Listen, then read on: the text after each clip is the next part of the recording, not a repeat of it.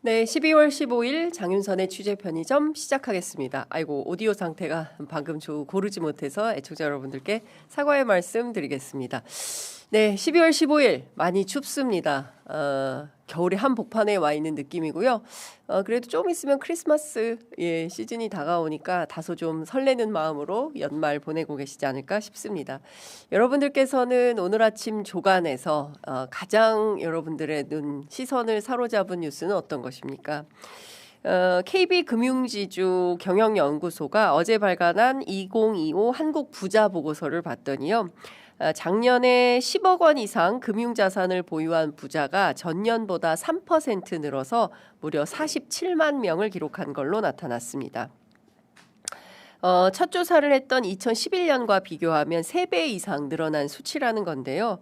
해마다 대한민국의 부자 숫자가 평균 9.7%씩 증가하고 있다고 합니다. 매년 약 10%씩 그 금융부자가 늘어나고 있다라는 건데요. 혹시 애청자분들 가운데도 금융부자가 있으십니까? 10억에서 100억 미만은 43만 2천 명이고요. 100억에서 300억 사이는 3만 2천 명, 그리고 300억 이상의 초고 자산가는 11,000명이라고 합니다. 혹시 이 안에 드십니까? 네. 예. 그런데 아직도 우리가 초고 자산가에 대한 금융투자 소득세는 없죠. 네. 한국거래소가 오늘부터 2달 동안 한시적으로 주식거래 수수료를 20%에서 40% 낮춘다고 합니다. 거래세를 낮추면 보유세는 늘려야 되는 것이 아니냐, 이런 것이 합리적 과세 부과 정책 아니냐라는 입장이 나오고 있습니다. 세상에 부자들이 이렇게 많은데 우리들의 호주머니는 찬겨울 얼음바닥처럼 왜 이렇게 꽁꽁 얼어붙어 있는 건지, 지갑이 좀 열릴 수 있도록, 호주머니가 좀 넉넉해질 수 있도록 경제 정책이 모두에게 고르게 좀 돌아가면 좋겠다. 네, 전국에 골고루 따뜻한 기운이 좀 돌면 좋겠다라는 생각이 드는 연말 12월 15일 아침, 첫 번째 준비한 소식 우선 영상으로 만나보시겠습니다.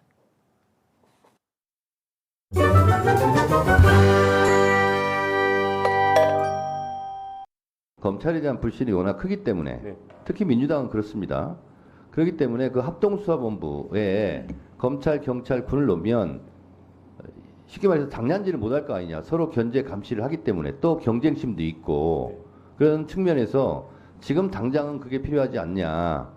이런 이제 의견들이 좀 있어요. 그래서 그 의견을 제가 특수본이냐 합수본이냐는 그 의미까지 다 포함해서 제가 여쭤본 겁니다. 그게 이제 아마 총장께서 판단을 하셨을 겁니다. 수사팀이 또 다양한 구성원이 들어가게 되면 운영의 효율성에 여러 문제도 생길 수 있고요. 나름대로 판단을 해서 운영할 거라고 봅니다. 의원님, 근데 그 다 사람마다 다 다르기 때문에 아마 심우정 총장과 박세영 고검장은 잘 할 거라고 봅니다. 네네. 하여튼 뭐 그건 그것대로 하더라도 특검으로 가야 될 것 같고, 지금 필요한 것은 딱 3가지입니다. 윤석열 대통령 탄핵, 윤석열 대통령 수사, 윤석열 대통령 구속. 이게 지금 제일 필요한 국면이 아닐까, 그렇게 저는 생각을 합니다.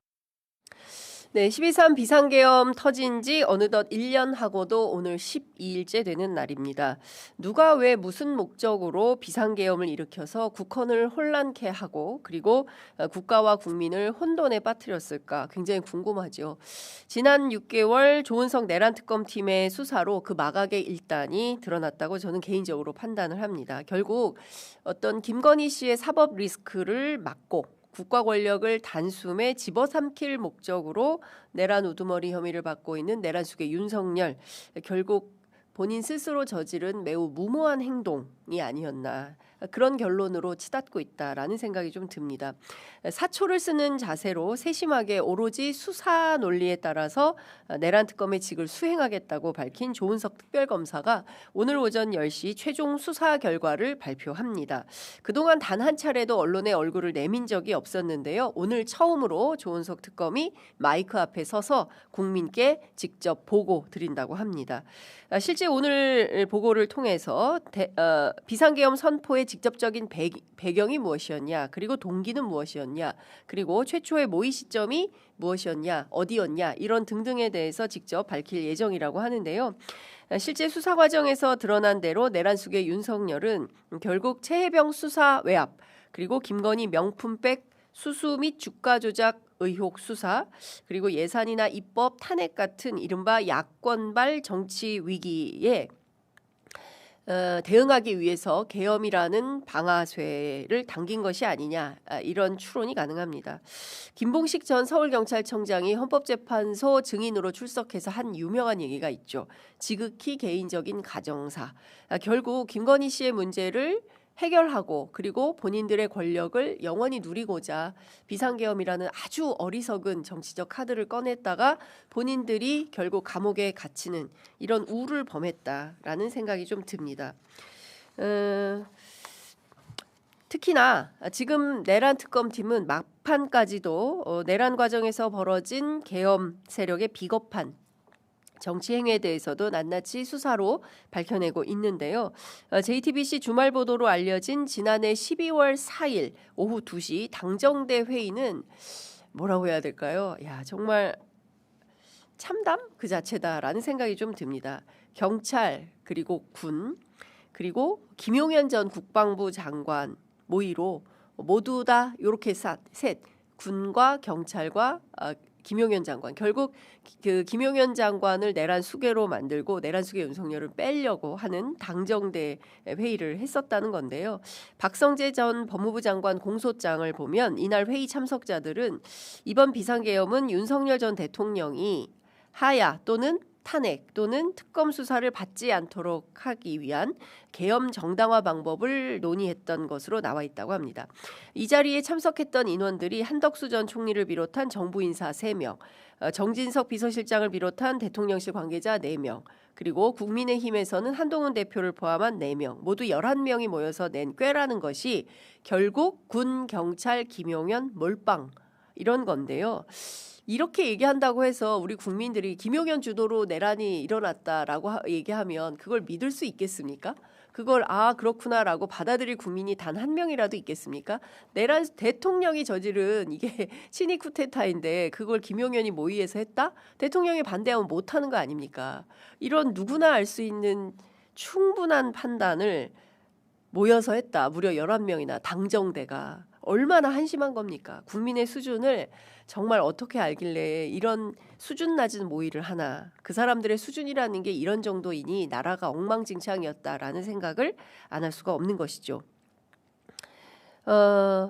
비서실장 정진석의 주장이 너무 황당한데요. 들어보실래요? 야당의 의회 폭거는 헌정 질서를 문란하게 하는 행위이고 그걸로 편안한 날이 없어서 대통령이 분노했다. 그래서 고뇌 끝에 비상계엄을 결심했다. 어떻게 생각하세요? 웃음밖에 안 나오죠. 저도 이 얘기 들으면서 참 수준이 이거밖에 안 되는구나라는 생각이 좀 들었습니다.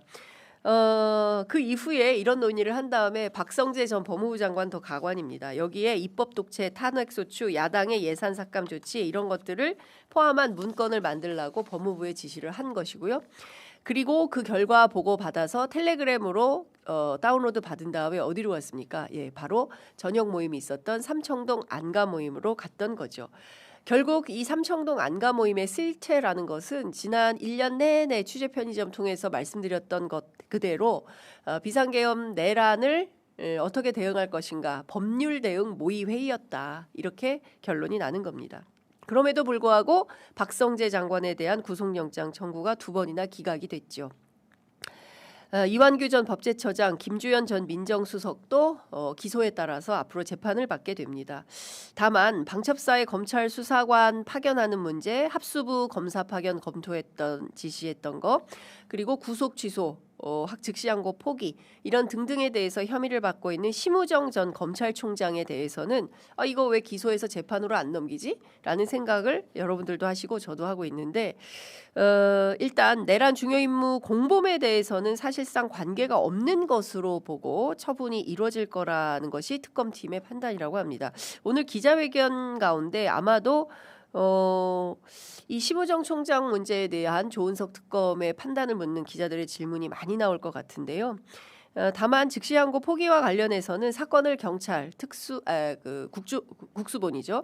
경찰로 이첩할 걸로 보이고 외환 일반 이적죄 관련 부분도 대부분 처분이 종결된 걸로 보고 더 이상 수사하지 않기로 했다고 합니다. 2차 특검에서 좀 더 밝혀야 되는 것은 아닐까요? 좀 이상하죠. 예, 심우정 총장에 대해서 다소 미온적인 수사 결과 아니냐라는 비판이 있을 수 있겠다라는 판단도 듭니다. 관련해서 저도 어제 조은석 특검에게 직접 연락을 취해 보았는데요. 특검 시작 때부터 언론에 사전 공지한 대로 별도로 따로 말씀을 드릴 수 없다는 점, 그리고 워낙 상황이 조심스럽다라는 점을 당부했습니다. 관련해서 서울중앙지검장 출신 더불어민주당 이성윤 의원에게 이번 수사 결과 어떻게 보는지 물었습니다. 지금까지 16번의 특검이 있었는데 그 가운데 가장 잘한 특검이 조은석 특검인 것 같다라고 평가하면서, 다만 수사도 자동차와 같아서 시동이 걸리는데 시간이 꽤 걸린다. 법원에서 계속 영장 기각으로 브레이크를 걸어서 수사에 상당한 속도를 내지 못한 아쉬움이 있다라고 전했습니다. 조은석 특검 오늘 수사 결과 발표해서 꼭 했으면 좋겠다라고 판단하는 건 어떤 거냐라고 물었더니요. 김건희 수사농단과 관련된 미진한 부분이다라고 밝히면서, 김건희 씨가 박성재 전 장관을 통해서 실시간으로 명태균 게이트 수사 보고 받지 않았습니까? 이 초반에 이 사건에 대해서 집중 수사를 했더라면 지금쯤 훨씬 더 많은 수사 성과가 나올 수 있었을 텐데 그 점이 매우 아쉽다라고 평가하면서, 김건희의 수사농단 실체를 밝히는 차원에서라도 2차 종합특검은 반드시 필요하다라고 지적했습니다. 앞으로 어떻게 될지 지켜보도록 하겠습니다. 다음 준비한 소식 영상으로 우선 만나보시겠습니다.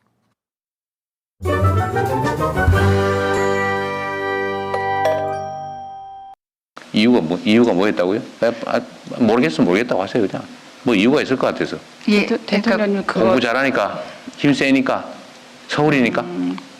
단적으로 말씀드리면 그동안 그 차이가, 원래 있던 차이가 계속 누적되어 온 데다가 아무래도 서울대에 조금 더 신경 써서 편성을 한 게 누적돼서 그렇게 된 것 같습니다.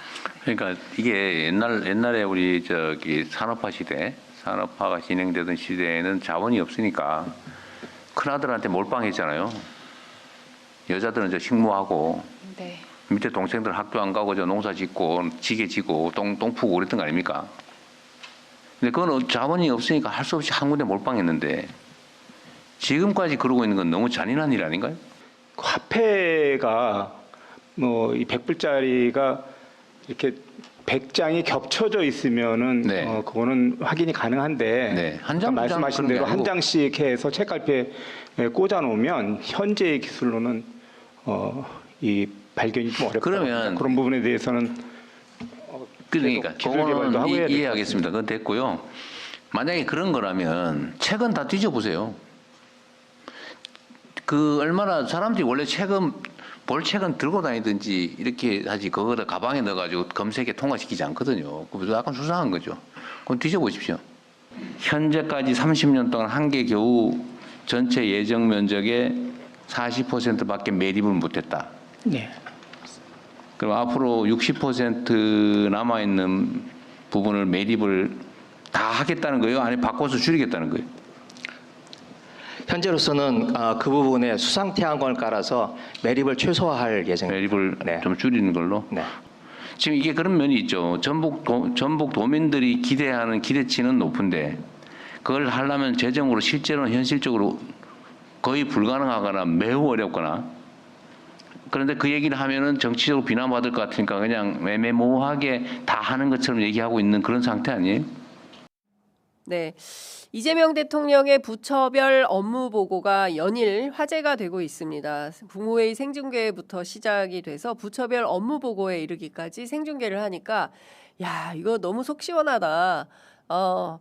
야, 지금 너무 재밌다. 저도 보면서 이렇게 빠져든다라는 느낌이 있잖아요. 아, 저렇게 실제로 그 철도공사 업무 보고에서 그 계속 지각이라고 해야 되겠죠. 열차를 예산을 받아서 열차를 제 시간대에 납품하지 못하는, 그게 뭐 몇백량 수준에 이르는데, 그런데도 또 저가 입찰 해가지고 그 기업한테 또 주는 거예요. 근데 그 기업은 그 돈 가지고 본사 짓는다라는 건데, 그러니까 결국 국민 세금이 도대체 어디로 어떻게 쓰이는 건지 우리가 전혀 알지 못했는데 부처별 업무 보고를 들으면서 아 저렇게 돈이 줄줄줄 새고 있네. 열심히 일해가지고 세금 많이 냈는데 결과적으로 우리 세금이 저런 방식으로 저렇게 잘못 쓰이고 있어? 우리 관료들이 제대로 일을 하고 있는 건가? 이 점검이 필요하다라고 했는데 그게 잘 진행이 되고 있다. 벌써부터 야 이거 한 김에 지방정부까지 싹 다 하자. 내년에 지방선거 있는데 정부별로 전부 돌아서 지금 뭐 타운홀 미팅하고 조금 별건으로 지방정부 어떻게 돌아가는지 이것도 좀 살펴봐야 되는 거 아니냐. 벌써부터 기대가 큽니다. 사실 우리가 법원, 검찰, 언론, 그죠? 그리고 재벌 수많은 그 개혁 과제들이 이 논의가 됐지만 그 중에서 제일 어려운 게 뭐냐? 그러면 관료 개혁이다. 공무원 사회, 공직자 사회 바꾸는 거 쉽지 않습니다. 여러분 아시죠?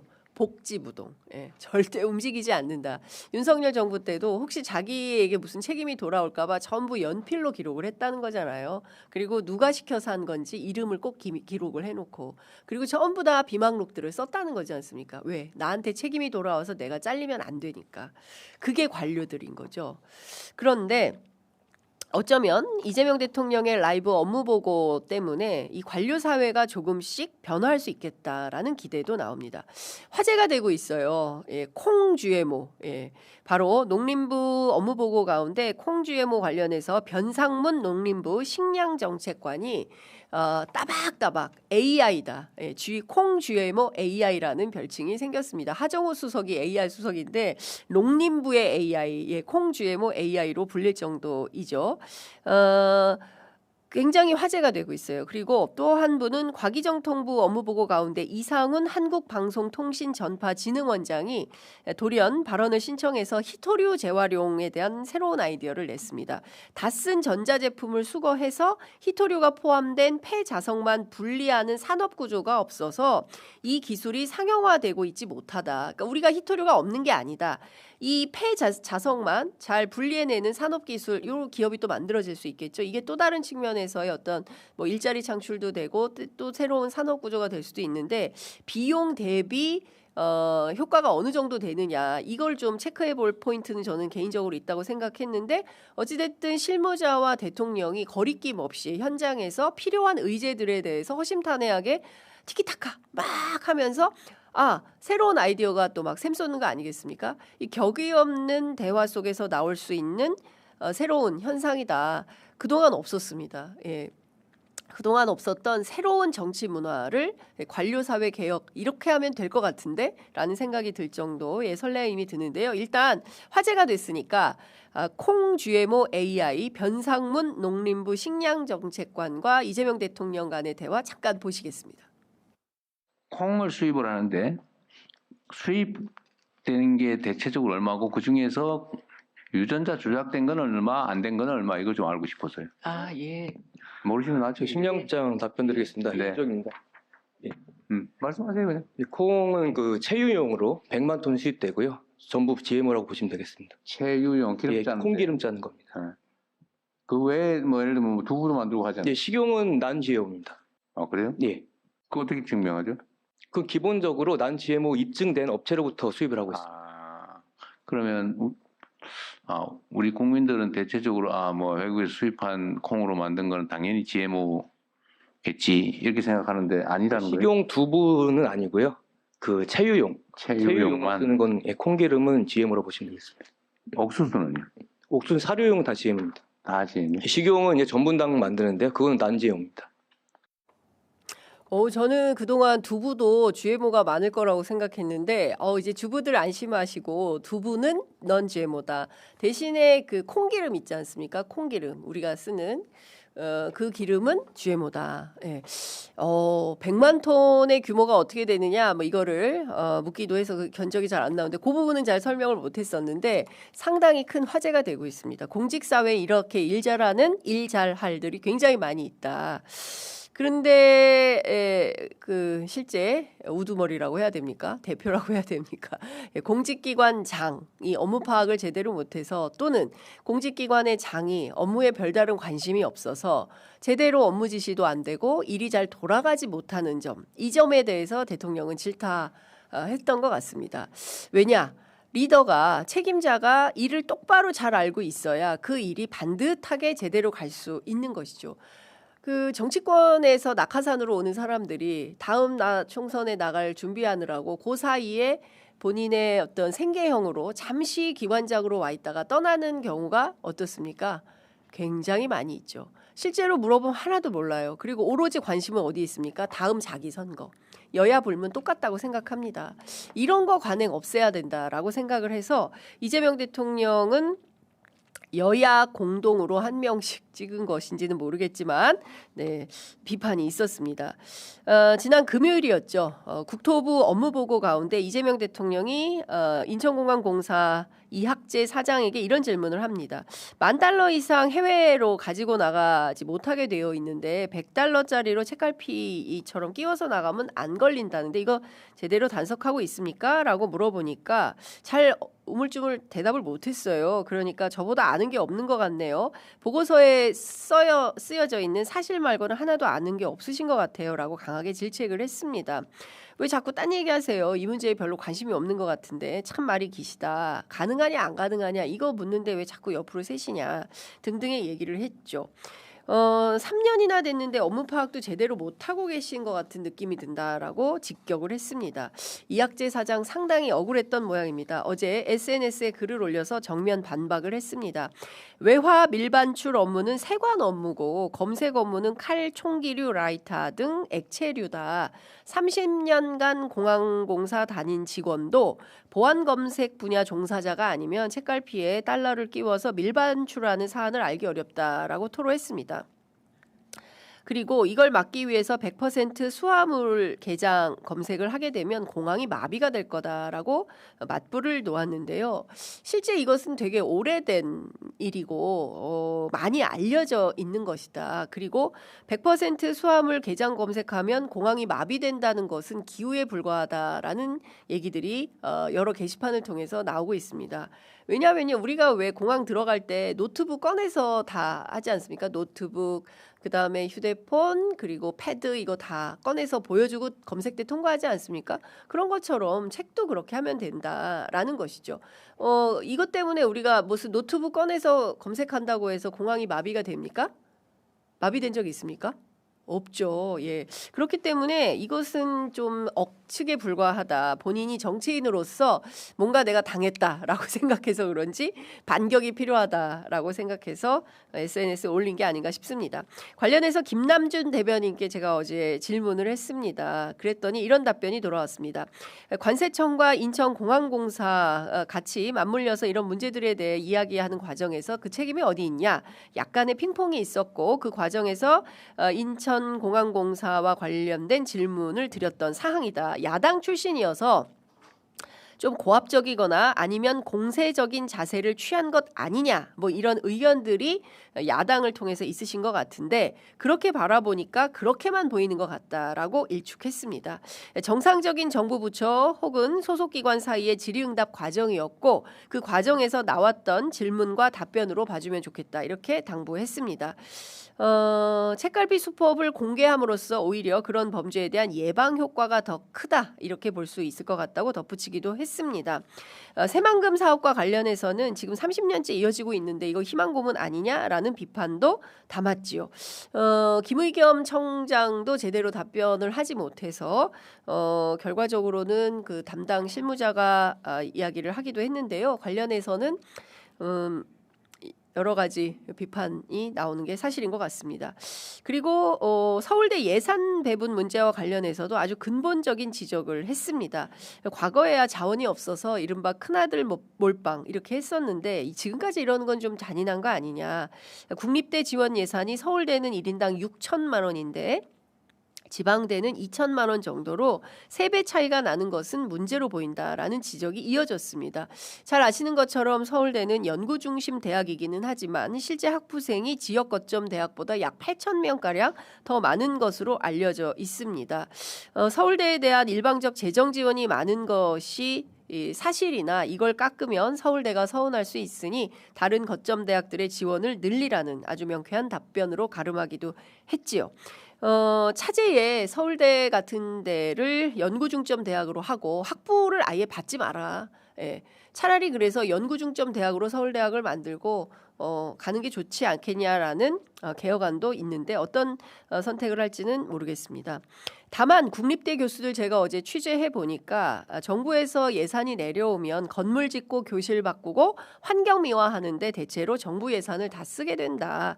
실제 지방국립대에 와서 연구하겠다는 대학원생들이 많지 않기 때문에 그게 현실이어서 5년간 무려 4조 원의 예산을 어디에 어떻게 쓸지 각 거점별로 특화해서 그 지역 대학이 잘할 수 있는 연구 분야를 지정하고 그에 따라 성과를 내면 지급하는 방식으로 해야 국민 혈세를 낭비를 막을 수 있다라고 조언하고 있습니다.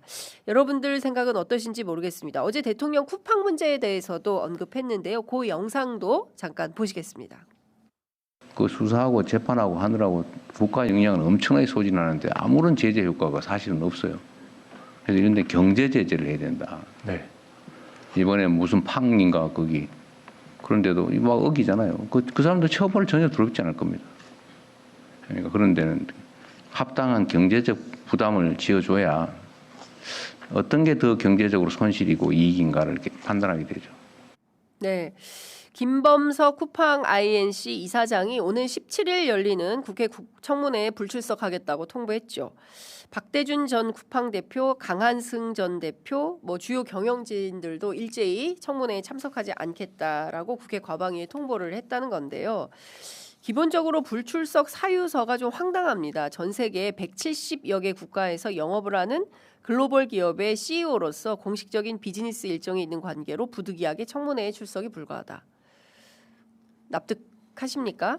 글로벌 CEO면 면피가 되는 걸까요? 무려 3천만 명이 넘는 대한민국 국민들, 소비자들에게 엄청난 피해를 입혔습니다. 지금 2차 범죄가 가시화되고 있는 상황입니다. 그럼에도 불구하고 내 책임은 없어. 나는 몰라. 나는 안 갈 거야. 이게 말이 됩니까? 무책임의 끝판왕이다라는 생각이 좀 듭니다. 배째 이건데요. 이대로 둘 수 없죠. 이재명 대통령 강력한 대응을 주문했습니다. 망해야 된다. 이런 기업들은 망해야 된다. 망한다는 것을 알게 해야 된다. 그래야 다른 기업들이 조심한다. 이런 판단을 하는 것 같습니다. 위법 행위에 대해서는 형사처벌보다는 경제제재의 비중을 늘리는 방향으로 전환에 더 속도를 내야 한다라고 주문을 했습니다. 지금과 같은 형법 위주의 처벌은 한계가 있는 만큼 민사 배상 책임을 확대하거나 과징금을 획기적으로 늘리는 방식으로 제재 시스템을 바꿔야 한다라는 것인데요. 그 사람들 처벌이 전혀 두렵지 않은 거다. 그에 합당한 경제적 부담을 지워야 되고 TF를 만들었으면 속도를 내야 된다. 속도가 생명이다라고 당부했습니다. 관료사회가 제발 속도를 내서 대한민국 국민들이 답답하지 않게 LTE급으로 5G급으로 빠르게 국가개혁에 속도를 좀 내주면 좋겠다는 당부 말씀 드리겠습니다. 지금 59분인데요. 잠깐만 요거 짚어보고 가겠습니다. 1, 2분만 조금 더 할게요. 우선 영상 보시겠습니다. 무슨 환빠 논쟁이 있죠. 저는 잘 모르겠습니다. 왜 몰라요 그거를? 환빠 논쟁이라고. 아는 사람 없어요? 한 당국이 그 주장하고 연구하는 사람들을 보고 비하해서 환빠라고 부르잖아요. 그런 데는 아예 동북아 역사재단은 특별히 관심이 없는 모양이군요. 고대 역사 부분에 대한 연구를 놓고 지금 다툼이 벌어지는 거잖아요. 네네, 그렇습니다. 그러면 여기 동북아 역사재단은 고대 역사 연구를 안 합니까? 열심히 하고 있는데요. 지금 소위 이제 제야 사업자들이라고 하는 대통령께서 말씀하시는 게 그분들 얘기인 것 같은데. 맞아요. 그분들보다는 이제 전문 연구자들의 이론이 주장이 훨씬 더 설득력이 있기 때문에. 네. 앞서 보신 영상은 지난 금요일 교육부 국가교육위원회 법제처 업무보고 때 이재명 대통령이 박지향 동북아 역사재단 이사장을 상대로 한 질의응답 과정입니다.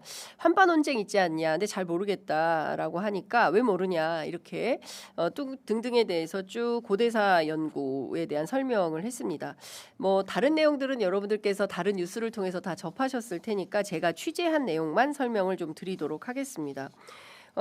잘 아시는 것처럼 동북아 역사재단은 2006년 노무현 정부 당시 일본의 독도 영유권 주장 그리고 중국의 동북공정 주장에 대해서 어떻게 대처할 것인가를 두고 고민하다가 정부와 역사학계가 함께 논의해 만든 역사연구단체입니다.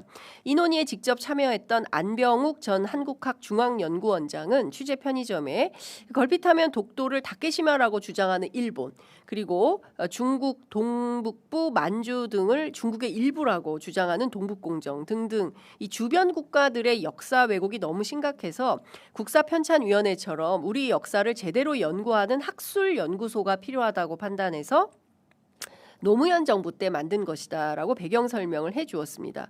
그런데 이 정권이 바뀔 때마다 뉴라이트 계열의 인사들이 와서 역사 연구에 먹칠을 하는 경우가 왕왕 있었지요. 실제 지금 독립기념관장 김영석 관장도 비슷한 거 아니겠습니까?